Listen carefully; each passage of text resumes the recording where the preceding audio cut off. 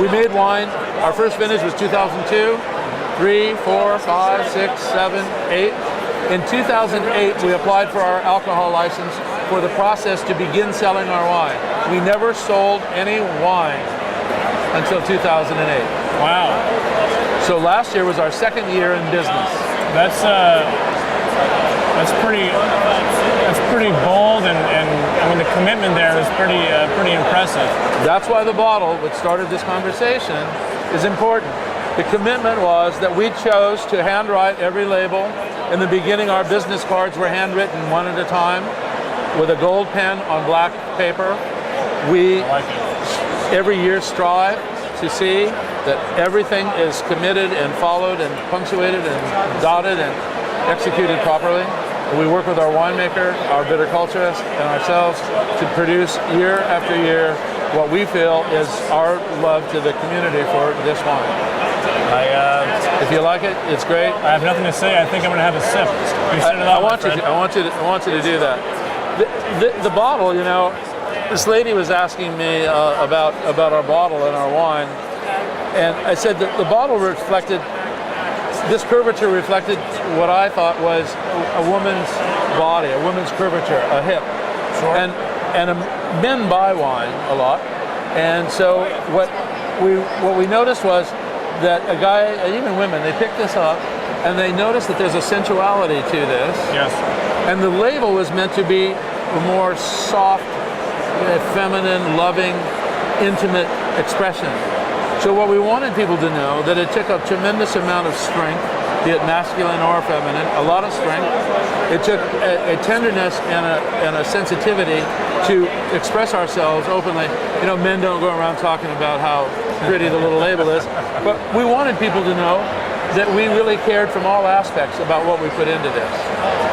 Well, I have to say, the wine itself, it feels very, going back to what you were saying about not intervening, it doesn't feel like there's, I mean, if there's oak there, I'm not getting it. It's really quiet in the back seat. It's just about very gentle, easy, beautiful fruit. Right. I mean, that's what I'm getting. And I'm surprised it doesn't taste like, 05 feels like it should taste raised with more secondary characteristics, and I'm still getting the fruit. Exactly. The fruit is, there's cherries, there's really lots of stone fruit, plum, a lot of good stuff there. But besides that, the oak that we use is real oak. It's good oak. It's French oak. It's Tubemogul is the name of the house that makes these barrels in France, and it's very important that you use that oak. That's what gives it the Burgundian flavors and style. But my point is, it's not over oak. It's not like you use the oak to hide something, or I mean, it never should be. Yeah. It's meant to be a blend. If you're making a pasta dish and you want to use fresh garlic, you don't want it to be all garlic. You want it to blend. And if you left the garlic out, perhaps it wouldn't be that dish that you wanted to make. But it's meant to complement, not overbear. Exactly. All right, what's our second wine? Our second wine is going to be the 04. Okay. And 04. And this is a little more. I have to point out it's decanted.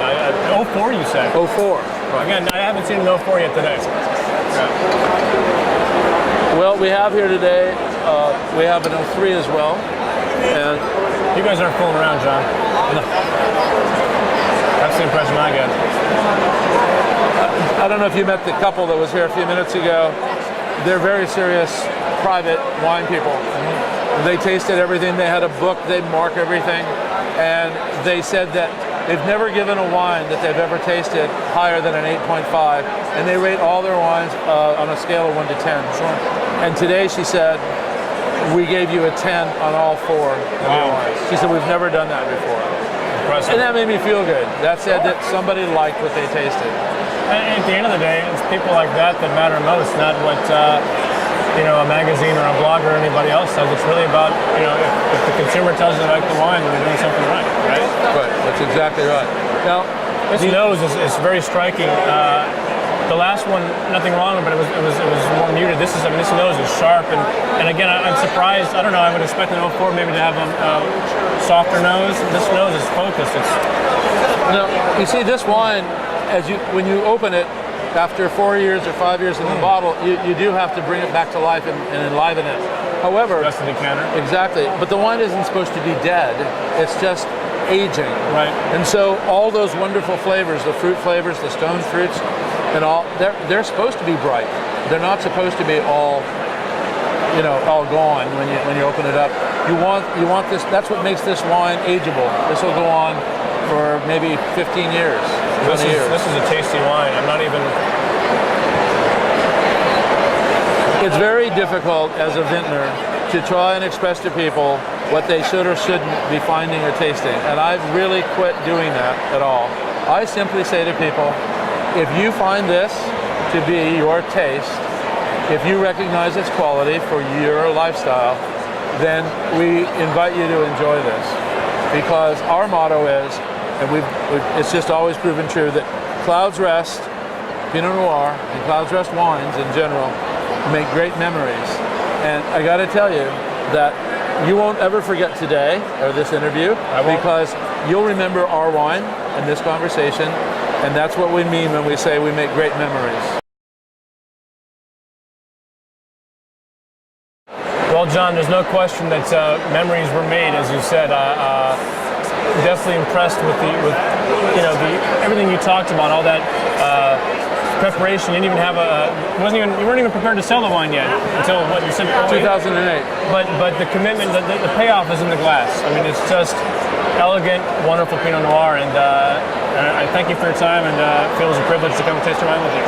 Well, I thank you, because this is a great opportunity to share with people who do or don't know a lot about Pinot Noir, that it's a person-to-person